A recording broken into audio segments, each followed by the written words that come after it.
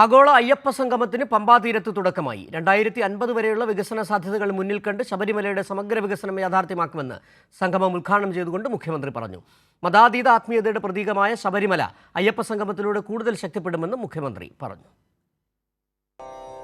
ആഗോള അയ്യപ്പ സംഗമത്തിന് വിശ്വാസി സമൂഹം നൽകിയ പിന്തുണയ്ക്ക് നന്ദി പ്രകടിപ്പിച്ചുകൊണ്ട് പ്രസംഗമാരംഭിച്ച മുഖ്യമന്ത്രി പിണറായി വിജയൻ അയ്യപ്പ സംഗമത്തിന്റെ ലക്ഷ്യങ്ങൾ വിശദീകരിച്ചു. ശബരിമലയും മറ്റ് തീർത്ഥാടന കേന്ദ്രങ്ങളും തമ്മിലുള്ള വ്യത്യാസം മുതൽ മുഖ്യമന്ത്രി ഉദാഹരണങ്ങൾ സഹിതം ചൂണ്ടിക്കാട്ടി.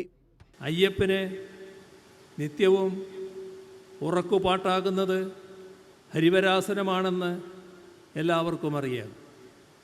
ആ കൃതി ചിട്ടപ്പെടുത്തിയത് നിരീശ്വരവാദിയായ ദേവരാജൻ മാസ്റ്ററാണ്. അത് ആലപിച്ചതാകട്ടെ ജന്മം കൊണ്ട് ക്രൈസ്തവനായ യേശുദാസുമാണ്. സന്നിധാനത്തിലേക്കുള്ള യാത്രാമധ്യേ അയ്യപ്പ ഭക്തന്മാർ തൊഴുതു നീങ്ങുന്നത് വാവർ നടയിലൂടെയാണ്.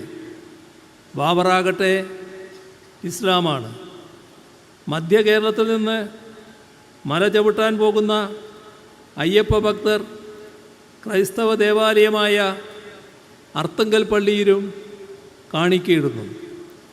ഇങ്ങനെ പ്രതീകമായി നിൽക്കുന്ന എത്ര ദേവാലയങ്ങളുണ്ട് ലോകത്തിൽ?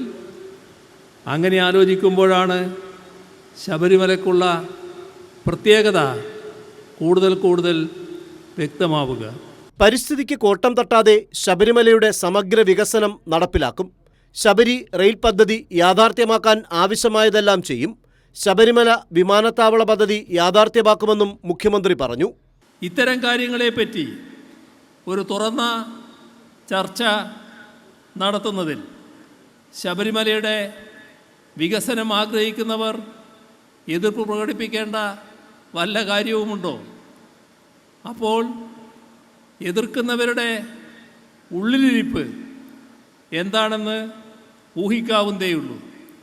എല്ലാവരുടെയും അഭിപ്രായങ്ങൾ കേട്ട് എല്ലാവരെയും ഉൾക്കൊണ്ട് അവരെയെല്ലാം ചേർത്ത് പിടിച്ചുമാണ് നമ്മൾ ശബരിമലയുടെ വികസനം ഉറപ്പാക്കാൻ ഉദ്ദേശിക്കുന്നത്.